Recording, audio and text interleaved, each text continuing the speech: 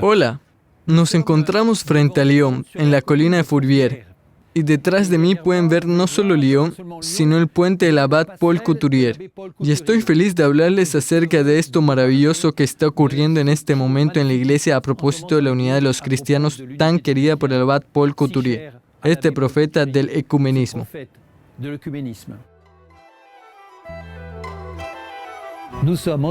Estamos viviendo un momento extraordinario en la vida de la iglesia y van a escuchar este hermoso video que dura 6 minutos en el que el Papa explica lo que él vive con respecto a los evangélicos pentecostales. En este mensaje dice esta frase que utilizamos como título de esta enseñanza: el milagro de la unidad ya comenzó.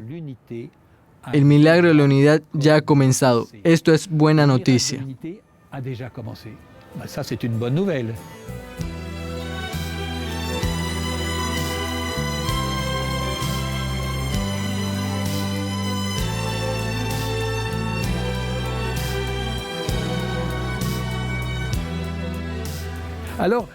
Entonces tengo 5 buenas noticias, 5 como los 5 dedos de la mano, como si permitiéramos a Dios recuperar, articulándose entre ellos los 5 dedos de su mano para bendecir y traer la paz al mundo. Sin esto está como paralizado por nuestra división.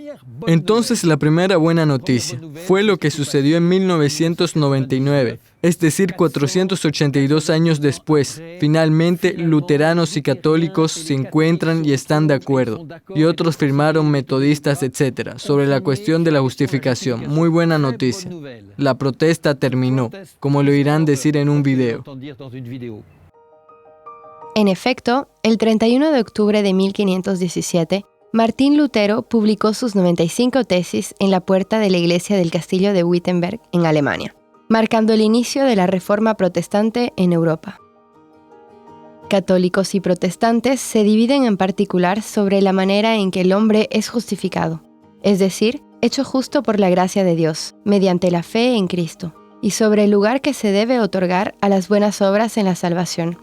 482 años después, el 31 de octubre de 1999, luego de siglos de división y de incomprensión, un acuerdo es firmado entre la Iglesia Católica y la Federación Luterana Mundial, marcando un giro decisivo en el diálogo ecuménico.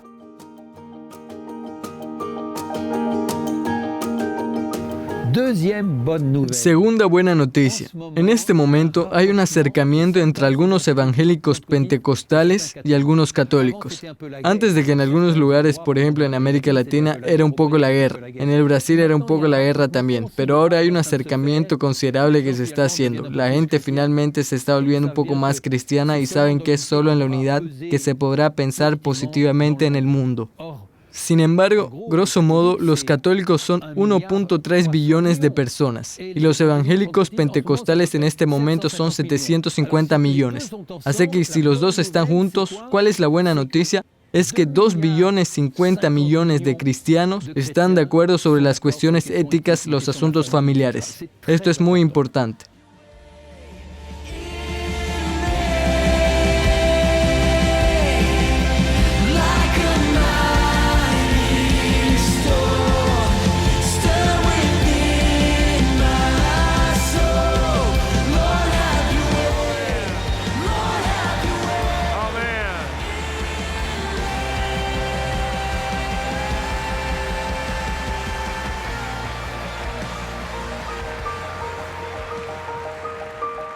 Kenneth Copeland es un predicador pentecostal americano. En 1967 recibió una visión del Señor, llamándole a anunciar el Evangelio en todas las naciones, y funda con su esposa Gloria la organización evangélica Kenneth Copeland Ministries, hoy presente en los 5 continentes. Durante la última reunión de los líderes de la organización en Texas el 21 de enero de 2014, invitó al obispo episcopal evangélico Tony Palmer a tomar la palabra frente a la asamblea. Pero este llegó con un regalo inesperado, un video del Papa Francisco que les dirigía especialmente.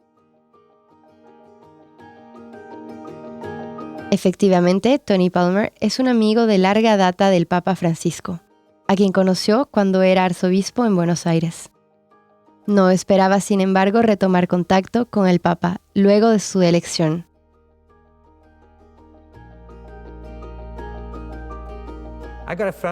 Recibí una llamada después de Navidad, mientras me relajaba con mi hijo viendo televisión. Tomé mi teléfono móvil y contesté, sí, aquí Tony Palmer, y escuché, hola, aquí el Papa Francisco. Pensé que era uno de mis amigos. Debía estar observándome por la ventana. Yo dije, ¿Padre Mario? Él responde, sí. Entonces salí corriendo a mi despacho que estaba en silencio y le dije, ¿por qué me llamas? Me dijo, ¿cuándo vienes próximamente a Roma?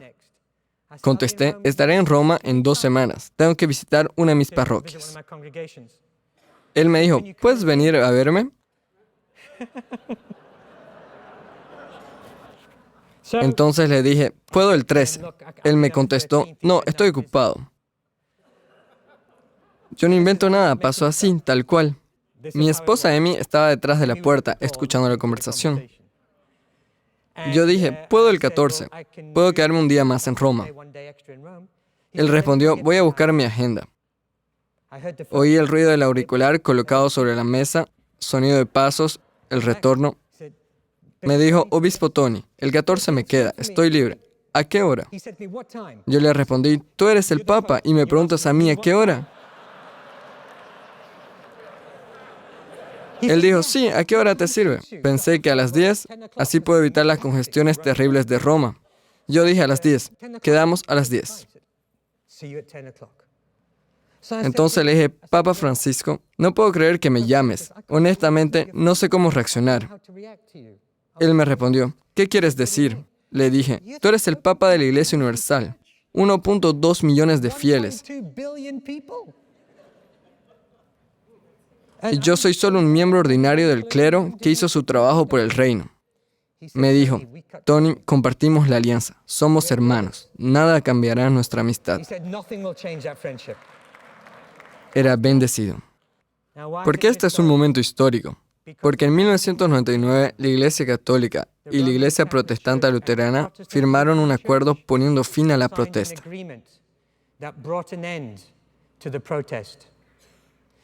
Lutero creía que estábamos salvados por la gracia, por medio de la fe solamente. Pero eso no es todo. La Iglesia Católica creía que estábamos salvados a través de las obras, y era contra esto que se protestaba. Entonces lo que estas dos iglesias hicieron fue juntar las dos definiciones.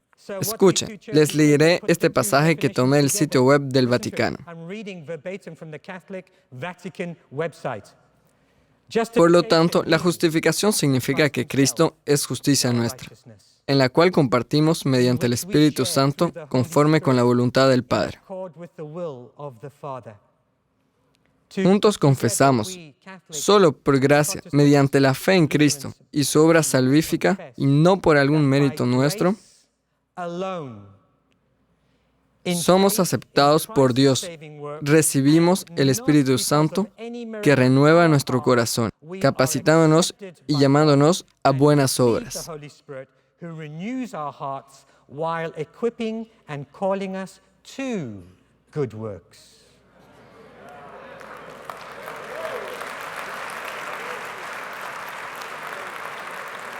Esto puso fin a la protesta de Lutero. Hermanos y hermanas, la protesta de Lutero es el pasado. ¿Y la vuestra?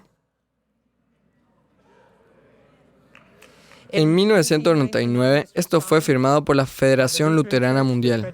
Y más tarde, cerca de 5 años después, el Consejo Metodista Mundial firmó el mismo acuerdo.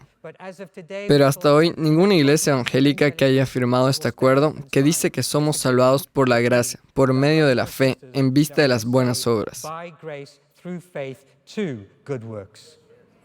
Ahí pienso que es una carencia que debe ser llenada. Aparece un desafío para ustedes.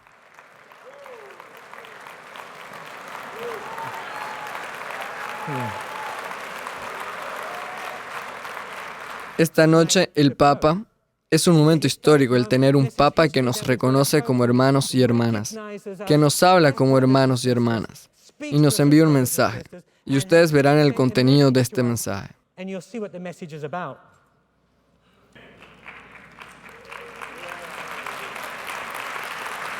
Dear brothers and sisters, excuse me Queridos hermanos y hermanas, because I perdónenme porque hablo en italiano, but I am not speaking English. But I will de hecho, no hablaré ni en italiano ni en inglés, know Italian, sino con el corazón. but carefully. È una lingua Es una lengua más simple y más auténtica. e più autentica. Y la lengua del corazón tiene un lenguaje y una gramática especial. Ha un linguaggio e una grammatica speciale. La grammatica Una gramática simple, con dos reglas. Amar a Dios sobre todo y ama al prójimo porque es tu hermano y tu hermana. fratello e la tua sorella. Y con estas dos cosas podemos avanzar. Io sono qui con Estoy aquí con mi hermano obispo, Tony Palmer. fratello Tony Palmer. Somos amigos de larga data. E lui mi ha detto del Me habló de su conferencia, reunión, compagno del vostro raduno. y con alegría os saludo. Invio un saluto. Un saluto Un saludo gozoso y nostálgico. e nostalgico. Gioioso perché Gozoso porque me da alegría que están juntos para alabar a Jesucristo, siete riuniti el único per Señor, Jesucristo, l'unico Signore, y orar al Padre y recibir el Espíritu. ricevere lo Spirito. Y da alegría porque se ve que el Señor está trabajando en todo el mundo. È nostalgico perché Nostálgico porque esto sucede entre nosotros como en los barrios. nei En los barrios hay familias que aman y familias que no se aman. Las familias que se unen y familias que se separan. si separano. Y somos un poco, si puedo usar esta palabra, un poco separados. Separados porque los pecados nos han separado. Nuestros pecados. Los malentendidos a lo largo de la historia. Una larga ruta de pecados comunitarios. Di peccato comunitario. Ma ¿A quién culpar? Todos somos culpables. Todos somos pecadores. peccatori. Uno solo es justo, el Señor. Io ho la nostalgia Tengo nostalgia porque esta separación termine y lleguemos a la comunión. finisca. Tengo la nostalgia de ese abrazo, del que habla la Escritura Santa. Di quell'abbraccio di qua, del quale parla la Sacra Scrittura, quando i fratelli Cuando los hermanos de José, hambrientos, fueron a Egipto a comprar para poder comer. a Egitto per comprare, per poter mangiare. Ma Pero iban a comprar, tenían dinero, avevano i soldi, pero no podían comerse el dinero. ma non potevano mangiare i soldi.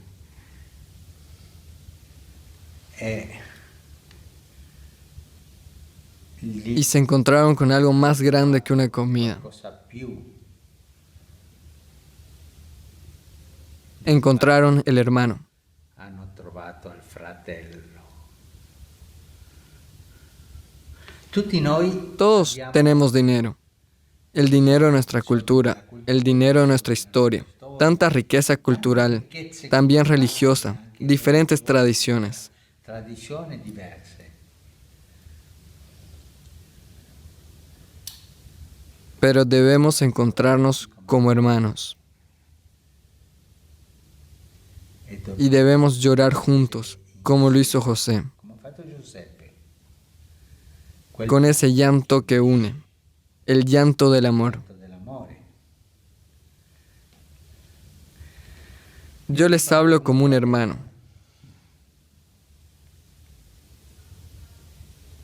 Y hablo así simplemente, con alegría y nostalgia. Hagamos crecer la nostalgia, porque eso nos impulsará a encontrarnos, a abrazarnos y alabar a Jesucristo como único Señor de la historia. Les agradezco mucho por escucharme.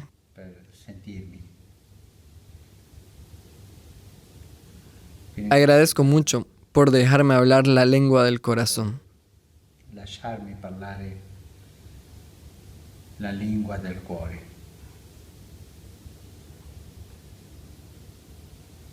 Y también pido un favor. Oren por mí, porque necesito de sus oraciones. Ho bisogno delle vostre preghiere. Yo oraré por ustedes, lo haré, pero necesito de sus oraciones. Y pidamos al Señor que nos una a todos. Entonces vamos, somos hermanos, nos damos espiritualmente este abrazo y dejemos que el Señor finalice la obra que Él mismo comenzó. Finisca l'opera che Lui ha incominciato. Perché questo è un miracolo, il miracolo dell'unità è incominciato. Porque esto es un milagro. El milagro de la unidad ya comenzó. Manzoni, famoso. Es una de las novelas del famoso escritor italiano Manzoni. Un hombre simple del pueblo dice esta frase. Dice questa frase. Nunca he visto al Señor comenzar un milagro sin terminarlo bien. Él terminará bien este milagro de la unidad. Lui finirà bene questo miracolo dell'unità. Les pido que me bendigan, yo los bendigo. De hermano a hermano, un abrazo. Gracias. Un abbraccio. Grazie.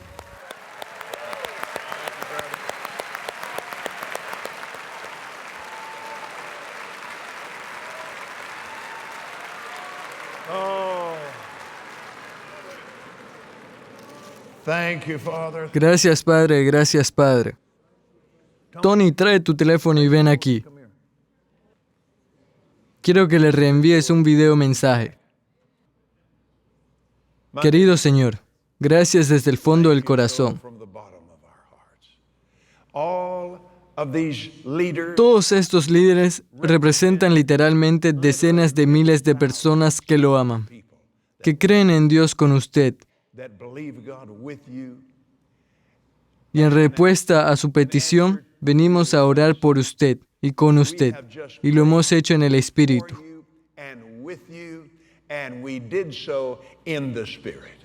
Gracias, Señor. Nosotros lo bendecimos. Recibimos su bendición, que es muy, muy importante para nosotros. Y lo bendecimos de todo corazón. Lo bendecimos con toda nuestra alma y lo bendecimos con toda nuestra fuerza.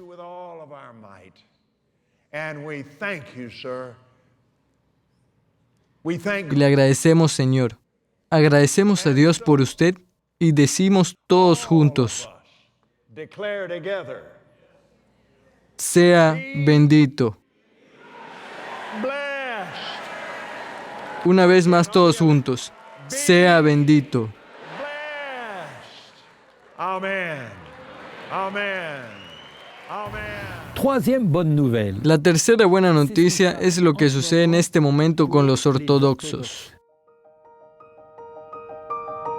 Los primados de las iglesias ortodoxas se encontraron en Estambul a invitación del patriarca de Constantinopla, Bartolomeo I, del 5 al 9 de marzo de 2014, y anunciaron la reunión de un concilio panortodoxo para el Pentecostés del 2016.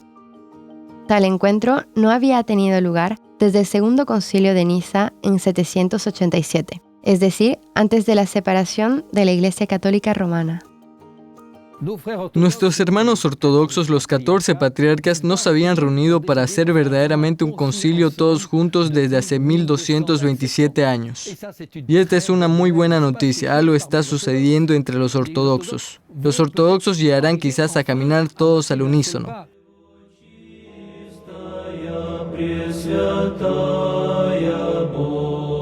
Si verdaderamente los ortodoxos llegan a la unidad, si en este concilio de aquí a 2 años este trabajo de unidad se logra, será un reto fantástico para la unidad del cuerpo de Cristo. Porque si los ortodoxos se ponen de acuerdo, entonces con los católicos será muy fácil lograr la unidad. Quizás la pregunta dolorosa a Ucrania, ¿es ella la causa de esta urgencia repentina por encontrarse? A veces el Espíritu Santo utiliza rencillas históricas para permitir una reconciliación.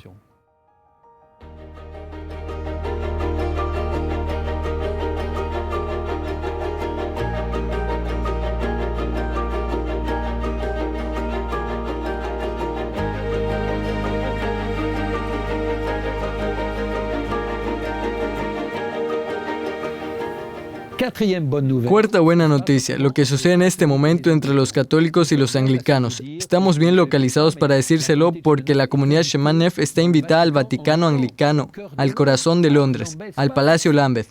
Y ahí una fraternidad de nuestra comunidad Shemanef está de forma permanente poniéndose al servicio de nuestros hermanos anglicanos y compartiendo con ellos ese deseo de la unidad finalmente encontrada. La instalación oficial de una fraternidad de la comunidad Shemanef, cuyos miembros son luteranos, católicos y anglicanos, en la residencia del arzobispo de Canterbury, primado de la comunión anglicana, es un evento ecuménico sin precedentes. Hacía ya 480 años, desde la separación entre católicos y anglicanos, que un miembro de la Iglesia Católica no residía en ese lugar. Para mí es como entrar en la alegría del Señor, por este proyecto, por nosotros mismos, por su iglesia, por la unidad de los cristianos. Era la invitación a abrir ampliamente mi corazón y entrar en la alegría de Cristo. Cuando supe que iba a vivir en el Palacio Lambeth, estaba muy entusiasmado, sobre todo por la idea de poder orar en el corazón de otra iglesia diferente a la mía y de poder orar ahí por la unidad de esta iglesia y también por la unidad de la Iglesia Universal. Pienso que la presencia de los católicos y de los luteranos orando aquí como miembros de la comunidad, no como invitados, sino como parte integrante de la comunidad, es mucho más que un signo de un símbolo.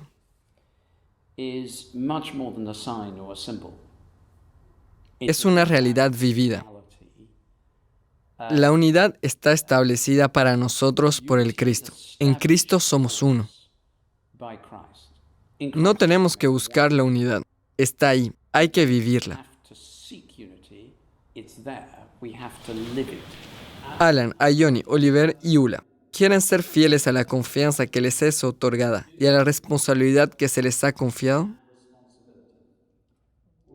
Lo queremos, con la ayuda de Dios. ¿Cuidarán de aquellos a quienes sirven y con quienes oran? Para algunos, se trata de revertir el curso de la historia, de una manera humilde. Para mí, se trataba de algo mucho más personal. Encontrarse en ese momento en el corazón de la capilla, tan cerca de estos 4 miembros de la comunidad Shemanef, que aprendí a conocer, que son personas magníficas, y podía ver en sus ojos a qué punto eso que sucedía era importante para ellos. Una de ellas hasta tenía lágrimas en sus ojos, lo que provocó también que lágrimas brotaran de mis ojos. Lágrimas que venían de esta intimidad que nació de nuestra oración juntos, viviendo juntos esta aventura, confiando mutuamente, estando cerca los unos con los otros.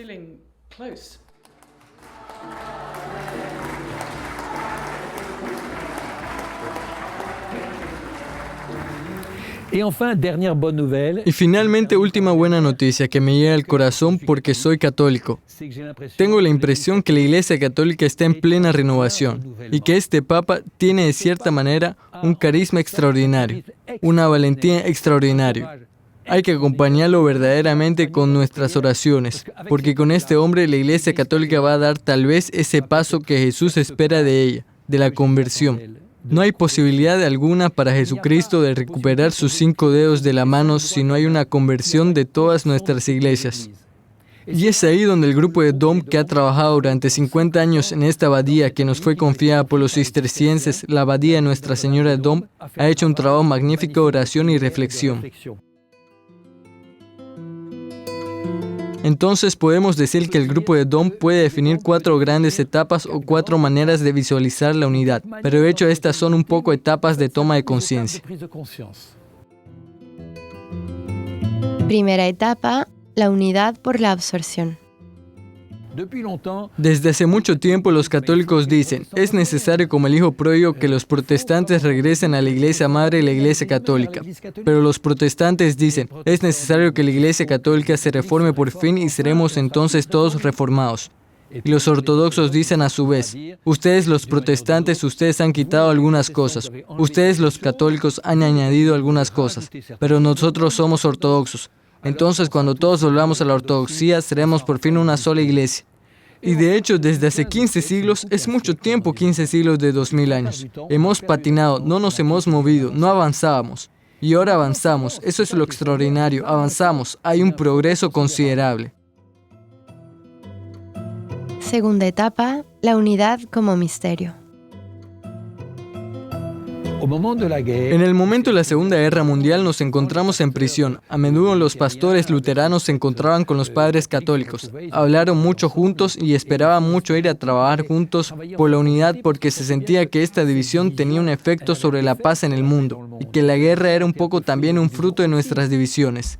Así pues, ahí hubo una gran esperanza y desafortunadamente esta esperanza fue decepcionada, no avanzamos mucho. Entonces en ese momento hubo una expresión muy célebre del pastor Wegener, quien hablaba de los muros infranqueables, diciendo que entre nuestras iglesias había muros infranqueables. En el fondo nos decíamos, encontraremos la unidad en el cielo. Como decía con humor un pastor que conozco, la gran mayoría de los cristianos están unidos, están en el cielo. De hecho, es necesario decir que si no creemos hoy que sobre esta tierra, entre nosotros, la iglesia visible sea posible, renunciaremos a la oración de Jesús. No creemos lo que Él nos ha hecho. No creeremos que la oración de Jesús pueda ser escuchada. Y Jesús, antes de morir, dijo claramente, Padre, que ellos sean uno a fin que el mundo crea. Jesús murió también por la unidad visible del cuerpo de Cristo. No debemos hacer de su muerte una muerte en vano. Nosotros queremos creer que será escuchada. Tercera etapa, la unidad plural. En este momento hay una tercera manera de ver las cosas. Hablamos de la unidad plural. Y algunos dicen, hay que aceptarnos tal como somos. Y así somos una suma un poco vaga, donde todas las iglesias están reunidas y así nos escuchamos bien. Somos cristianos, si tenemos ganas por la mañana asistir a una celebración ortodoxa, vamos a una celebración ortodoxa. Y si por la tarde preferimos una gran asamblea de renovación carismática o de evangélicos, vamos a orar con los evangélicos. Y así sucesivamente, y muchos jóvenes están ahí para decir, bueno, nos aceptamos tal y como somos. Somos todos cristianos a la vez. Somos al mismo tiempo protestantes, evangélicos, católicos, luteranos. Pero en esta mezcla podemos decir que hay algunas cosas un poco ambiguas. ¿No será acaso una unidad barata? ¿Es de verdad la unidad que Jesús quería? Es la pregunta que uno se puede hacer. Cuarta etapa, la unidad por la conversión de las iglesias. Es aquí donde el trabajo del grupo de Dom es magnífico y va admirablemente con esta teoría de la evolución de Teilhard de Chardin. Es ahí donde ella tiene una coherencia extraordinaria. La solución es que cada una de nuestras iglesias se convierta. Una palabra griega, la metanoia, la conversión de las iglesias.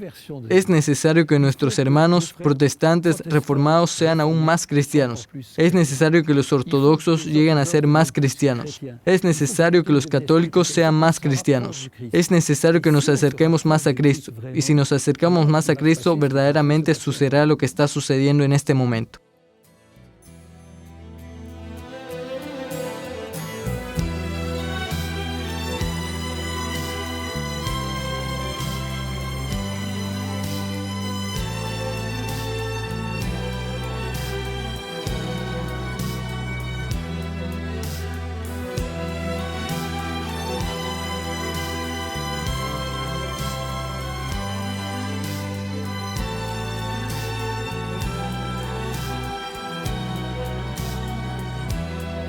La palabra de este mes está en el Evangelio de Juan, capítulo 12, versículo 32.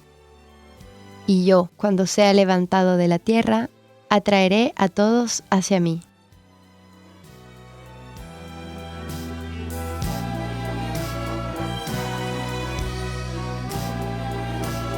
Oremos por nuestra propia conversión y la de nuestras iglesias, a fin de que acercándose a Cristo podamos sobrepasar nuestras divisiones y encontrarnos como hermanos.